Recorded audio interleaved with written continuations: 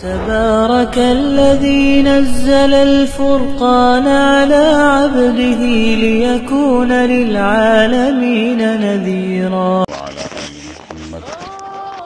كما صليت على إبراهيم وعلى آل إبراهيم إنك حميد مجيد. اللهم بارك على محمد وعلى آل محمد كما باركت على إبراهيم وعلى آل إبراهيم إنك حميد مجيد. د نبی صلی الله علیه وسلم د سیرت حواله سره تذکرم کو او دا دې د پاره کو چې زموږ په زندګۍ کې یو لوی خیر طرف ته ولاړ شو او د زندګۍ د هر قسم شر نه ځان بچ وساتو او چې انسان کله د دین کار کوي چې د دین په کار کې کوم مشکل او تکلیف انسان ترازی دا همت پکې وي چې هغه برداشت کړل شي د حالاتونو خبر وي. ځکه د نبی علیه الصلاۃ والسلام باندې ډېر زیات تکلیفونه او ډېر زیات سخت تیری شوي دي. د مکې معظمې خلکو یو ځل داسې وکړل چې په دې لارو کې به خلک ودرولي چې د بهر نه به څوک راتلل هغوی ته به د نبی علیه الصلاۃ والسلام خلاف خبرې کولې. طفیل ابن عمر فرمای رضی الله عنه چې زه د شاعرو او د خپل قبیلې سردارم او یو لوی مرتبه والا کسو دی وې زه به مخکې د مکې معظمې ته راتلم خو څوک به راله مخې دله نه راوتل وې دې پاڼې چې مکې معظمې ته راورسېدمه په لاره کې د مکې دا خلک راته ولاړو ما چې دا څنګه چل استقبال مې کوي خلک او چې خیر شه څنګه چل د ما استقبال ته نور کله خو ما خپلانډو څوک راغلي نه دي او ډېر ځل د مکې معظمې ته راغلی ما خو نن مې خلک استقبال ته ولاړ دي دا هیڅ چل شوی دی. بیا مې چې تپوس وکړو نو هغوی راته ویل چې موږ دې دپاره راوتي یو په دې مکه معظمه کې یو محمد پیدا شوی دی صلی الله علیه وسلم او هغه د دوه ورونو په منځ کې جداوالی راولي د ښځې او د خاوند منځ کې جداوالی راولي او د قبیلو په منځ کې جداوالی راولي او توړ پیدا کوي په رشتو کې جداوالی راځي. زموږ دا دغه خواهش دی چې ته د قبیلې مشر یې هسې نه چې تا د خپلې قبیلې نه چېرته جدا نه کړي توړ را پیدا نه شي او د خپلو بچو نه چېرته جدا نه شي مور پلار د جمدي د هغوی نه دې چېرته جدا نه کړي او زموږ په تا باندې دا جداوالی سود نه راځي چې ته د قبیلې نه او د قوم نه او د خلکو نه ځان نه شي. او دا خبره د هغوی ټیک وه چې نبی علیه صلات وسلام به توړ راویستلو جداوالی به راویستلو کافر به د مسلمان نه او مسلمان به د کافر نه جدا کولو. څوک به مسلمان شو هغه د کافر نه جدا شو هغه به پلار و که هغه به زوی و که هغه به ښځه و که هغه به د قوم قبیلې مشر و چې هر څوک به یعنې اسلام چې دی داسې خلط ملط هر څه نه پرېږدي اسلام واقعي جداوالی راولي او دا جداوالی د حق په بنیاد راولي که نه کم کل ناکل هم خلک وایي که اسلام توړ پیدا کوي د توړ مطلب دا نه دی چې مسلمان د مسلمان سره جنګوي او یو جماعت د بل جماعت والا خلاف را پیدا کوي د بریلي د دیوبندي جنګ نښلی د وابي او د غیر وابي جنګ دا جنګونه خو زموږ د تعصب جنګونه دي. اسلام چې کوم توړ والا خبره کوي هغه د کافر د مسلمان د کافر نه جدا کول او دا د اسلام بنیادي خبره ده چې اسلام د کافر نه خلک جدا کوي چې مسلمان جدا شي ویل جداوالی راولي دا خبره د هغوی ټیک وه. طفیل فرمایي چې زه خو ډېر هوښیار سړی وم ویل دومره سخت یې ویرولمه چې بیا مې وایي چېرته په خطا کې دا ویل هغې د خلکو راته ویل چې په خبره کې سحر دی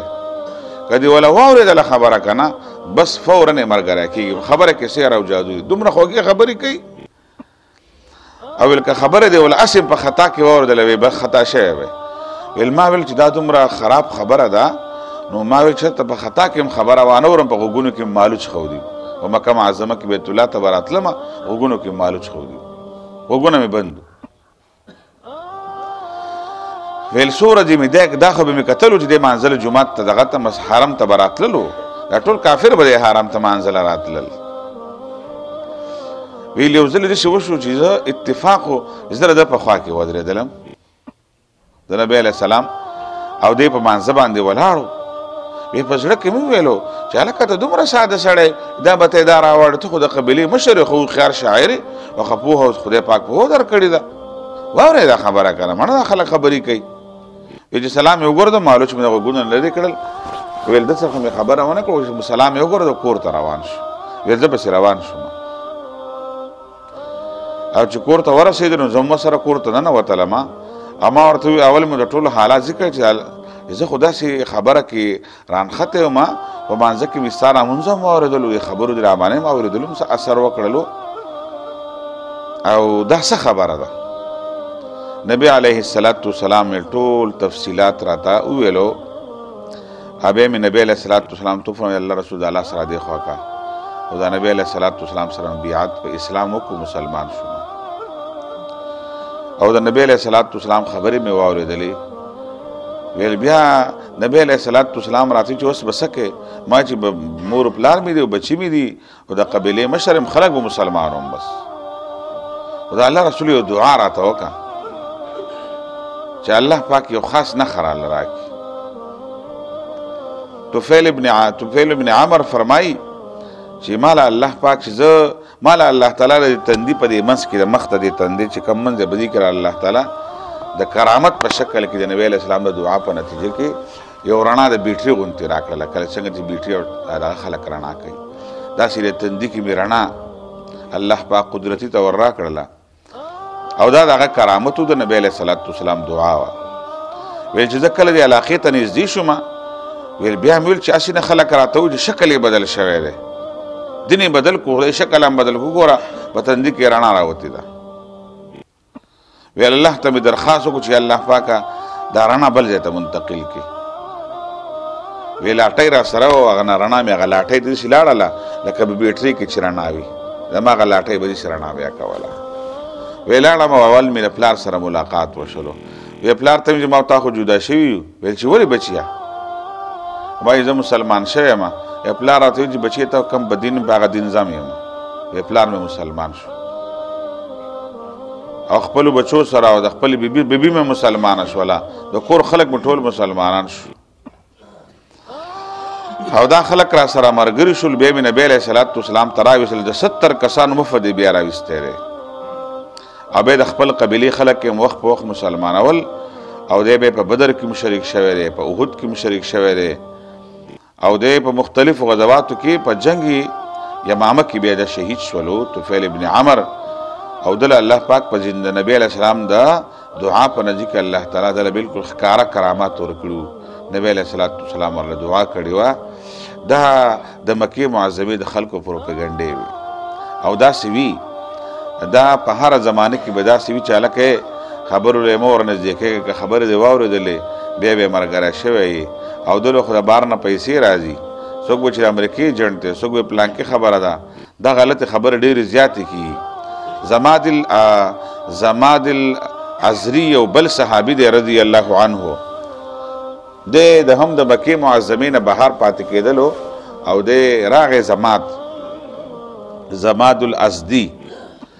نو دی مشهور په دې کو د پیریانو علاج کولو دم بیا کولو دا دمونه په هغه زمانه کې وو د اسلام نه مخکې دا دمونه وو خصوصا د پیریانو علاجونه زماد فرمایي ما به د پیریانو علاج کولو دمونه مې کول ویل چې کله مکې معظمې ته داخلېدلم ویل دوی په کوڅو کې ولاړو ویل ما ته وویلو چې هلکه دلته را پیغمبر علیه السلام دی او دلته محمد دی او په ده باندې پیریان راغلي دي پیریان پې ناست دي او څه ګډې وډې غوندې خبرې کوي او کله چې خوږې خوږې خبرې کوي بس ډېر اثر هم کوي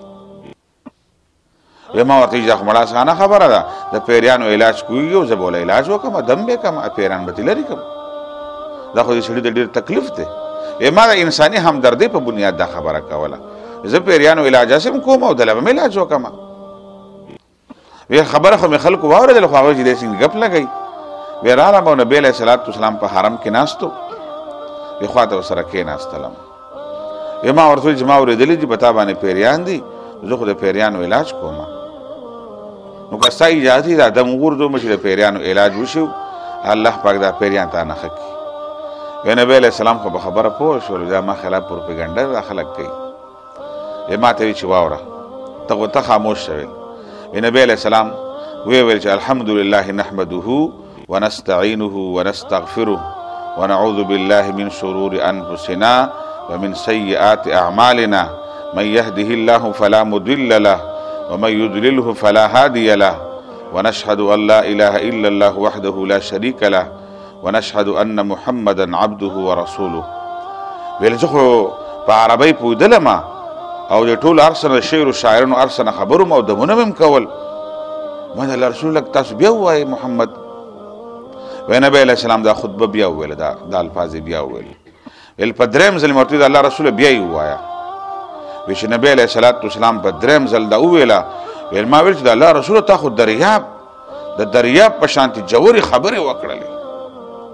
څنګه چې دریاب جوړ دی که نه ښکته یي دقه شان جوړ کلمات ته وویلو. ویل د واقعو په دې خطبه کې چې د علماء کرام دا وایي که نه دې کې ډېر زیات جوړوالی دی په دې خطبه کې. عام علماء کرامو تاسو په خطبو کې اورئ به. او د دې بنیادي مقصد دا دی چې الله تعالی د نفس د شر نه د شیطانونو د شر نه مې بچ وساتي. او چاله چې الله پاک هدایت غواړي هدایت ته رابطه راولي، چې څوک بې هدایت دی هغه بل طرف ته روان شي. د الله د وحدانیت د نبي د رسالت خبره ده پکې. زمات فرمایي چې ما د نبی علیه الصلاة والسلام ته وویل دا خو تا د دریاب غوندې جوړې خبرې وکړلې او دا خو د پیریانو خبرې نه دي. وی نبی علیه الصلاة والسلام نه بیا تپوس وکړو چې ولې؟ ویل ما ویل دې خلکو راته ویل چې په دې پیریان دي ما زه به علاج وکړم د ده او زه د پیریانو علاجونه سم کومه. نبی علیه الصلاة والسلام بیا زمات فرمایي چې ما د الله رسوله دا لاس ما ته را بهر کړه. وی نبی علیه الصلاة والسلام لاس را بهر کړلو او ما ورته ویل چې تا سره مې بیعت دی په اسلام باندې. او زماد الازدي بیا مسلمان شولو او د نبی صلی الله علیه وسلم په مجلسونو کې به کېناستلو او هغه دا خبره کوله چې د مکې خلکو داسې پروپیګنډې کړې وي د نبی علیه الصلاة والسلام خلاف او دا د هغوی هر چا خپله لاره نیولې وه. هر چا یو خپله لاره نیولې وه. هر سړی په یو لاره کې ناست و چې بهر نه به څوک راتللو. چا ویل جادوګر دی او چا ویل پیریان دي او چا ویل ساحر دی او چا ویل لیونی دی، چا به دا ویل چا به دا ویل. ویل زمات فرمایي ما ویل چې د الله د رسول الله مې کلام اورېل ما چې دا نه شعر دی او نه سحر دی او نه جادو دی نه د لیونو خبرې دي، دا داسې کلام دی چې د دې کلام کړی پورته اسمانونو سره میلاویږي. دا داسې کلام دی. وایي هغه خلک په عربۍ پوهېدل، د عربۍ ماهرینو د عربۍ په دې جوړوالي پوهېدل. موږ چونکې عجم یو موږ عجم خلک چې دی په دې قرآن شریف په دې الفاظو باندې هغه شانتې غور هم نه کوو. او ګوره د قرآن اورېدل پکار دي. د دې وجې نه نبی علیه الصلاة والسلام نه غالبا په ترمیزي کې یو روایت نقل دی. نبی علیه الصلاة والسلام فرمایي د قیامت په نښو کې یوه نښه دا ده چې وخت به راشي خلک به د قرآن په ځای نور کتابونه وایي به قرآن به خلک بیا نه وایي. د چا به څوک به اخبار لولي، اخبار به یې د لوستلو غټه مشغله وي. څوک به رسالې وایي او څوک به چې دی فلمونه او ناولې به ګوري او څوک به بل کتاب وي څوک به بل کتاب وي. هر چا په ترخ کې به بل کتاب وي او د خلکو په ترخونو کې به بیا قرآن شریف نه وي. به د انسانانو کتابونه به وي او د الله پاک کتاب به پرېښودی وي. نبی علیه الصلاة والسلام فرمایي د قیامت په نښو کې یوه نښه دا ده چې خلک به د قرآن تعلیم پرېږدي به. او بیا نبی علیه الصلاة والسلام ویلي دي چې کوم خلکو قرآن پرېښودلو که نه الله پاک به د دنیا کې ورک دا امت مسلمه چې نن ورک دی که نه څوک یې نشته دی او داسې د غمونو پریشانونو ډک دی ځکه امت به حیثیت قرآن شریف پرېښودی دی. او که فرض که څوک قرآن هم وایي که نه نو هر چا ورته دیوالونه والي دی د قرآن دومره مخالفت دی. ای د الله تعالی د کلام ملا پرېږده خو د قرآن شریف د تعلیماتو خلاف مختلف پروپیګنډ زموږ حکومت چې دی روزانه د اسلامیاتو نه یو آیات لړکوي. هلکه ته د انګلیش نه او د فزیکس نه او د کیمسټري او د بایولوژي نه ولې نصاب نه کمې په مخه اسلامیت ته نښتې دي نښتې دي بس ایسته یې لرې که مړه چې د اړه د یخ شي ایسته. څوک مسلمانان پسې راووتل چې هلکه زما بچي 14 وکړلو زما بچي له خو مونځ نه ورځي. 6 کلمې نه وایم لکه دا 6 کلمې موږ به خلکو جوړې کړي دي. په اسلام کې یوه کلمه ده کلمه توحید د یوه کلمه ده او دا سر 15 چې کم کلمې دا اذکار دي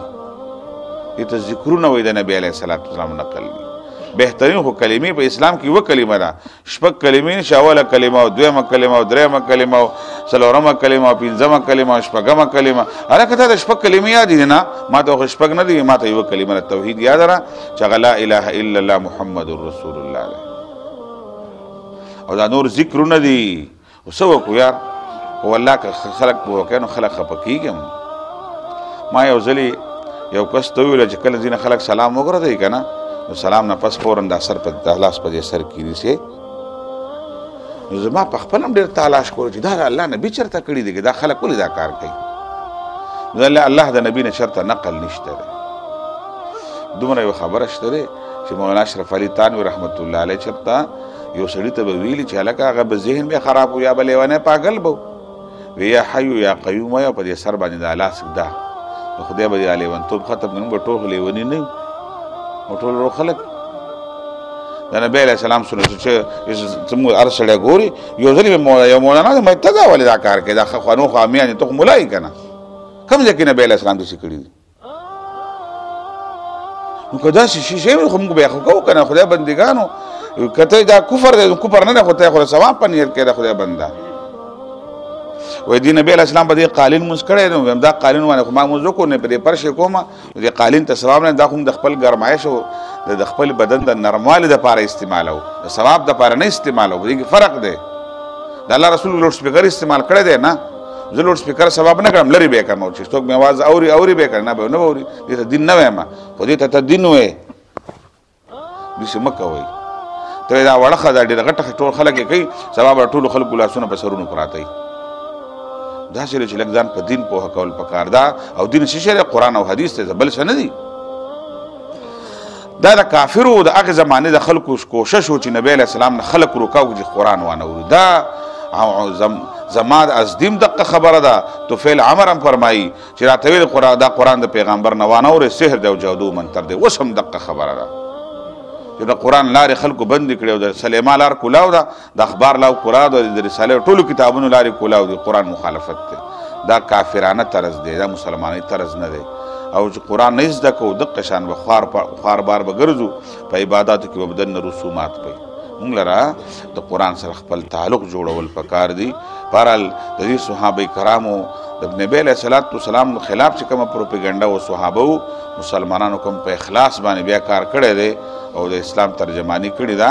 دا زموږ دپاره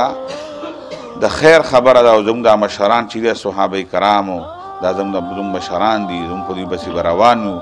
او دا آسمان ستوري دي. د دې تذکره دې لپاره کو د نبی علیه السلام سیرت دې لپاره و چې ما ستا غاښونه الواګانو راسته کړل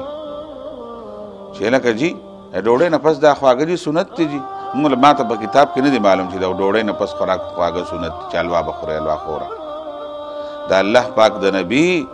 سنت یو بل هم یاد که که نه په حنین کې په احد کې غاښونه شهیدان شوي دا به دې کلی دا په حلوا کې مات شو. د نبی علیه السلام غاښونه په حلوا کې نه مات شوي په احد په جنګ کې مات شوي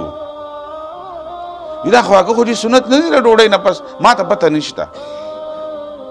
نورو سنتو ته پته نشته او الله رضی ته پته ما ته خو پته نشي چې الله رسول وي ډوډۍ شل ډوډۍ خوري به حلوا مو خوري چې اعظم شي. داسې شریعت مونږ چېرته هم نه دي کتلي په کتابونو کې پته نه لګي والله داسې مسلې جوړې دي چې بیا یې موږ کوو که نه خلک بې خفه کېږي ولې حلوا د الله رسول نه وخوښه دا ستا حلوا یې نه وخوښه. د الله رسول داسې حلواګانې نه دي خوړل په هغه زمانه کې حلواګانې اوس خواږه ونه ګوړې وي چې نه ګوړه و بس یو چکۍ وخورو چې دا خو د الله د رسول په زمانه کې ګوړې چېرته وي چې داسې ګاڼۍ وي چې ګوړې ګرځېدلې او داسې حلواګانې پخېدلې. کدو نبی علیه السلام خو خوړلی دی خوږ و خو د سالن په شکل یې خوړلی دی. داسې نه و چې شل ډوډۍ خوړلې وي نعوذ بالله بیا یې څه کړو بیا پسې ډوډۍ خواږه خوړل چې د عزم کم شل ډوډۍ مې ووالې او ارام یې مې وواله د خور حصه هم پکې وه د پلار هم پکې وه د ګاونډي هم پکې وه د مسکین یتیم هم پکې وه او شل ډوډۍ مې وخوړې اوس پسې دا وخورم چې دا حرام عزم شي. داسې حلوا داسې خواږه او داسې حلواګانې صحابه دیندارو خلکو نه دي خوړلي. داسې نه چې موږ بس ډوډو تنختې یو ډوډو بیړه هم غرقه کړه حلواګانو تنختې یو او دین دقه شان په قلاره په المارو اول پکې مولوي صاحب غټ مجرم دی ها غټ مجرم مولوي صاحب دی. تاسو خو عوام خلک خو عوام دي موږ خو کتابونه ګورو که نه. الله پاک دې زموږ په دې معاشره کې دین طرف ته اسلام طرف ته توجه پیدا کړي. سبحان ربک رب العزة عما یصفون وسلام علی المرسلین والحمد لله رب العالمین. یو بیمار د پاره درخواست کړی چې هغه والده بیمار ده هغه هم دعا وکړي او هسپتال کې څومره بیماران دي ټول له دعا وکړي چې الله تعالی د ټولو بیمارانو نه شفای کامله عاجله الله پاک ورکړي. د ټولو بیمارانو نه الله تعالی تکلیفونه دا بیمارۍ په خپل قدرت کامله پورته کړي. یا الله تعالی د ټولو مسلمانانو تکلیفونه او پریشانیګانې ختم کړي د خپل قهر او غضب نه بچ کړي. خپل رحمتونه را باندې نازل کړي زموږ ټول حاجتونه ضرورتونه د خپل غیبي خزانو نه پوره کړي وصلی الله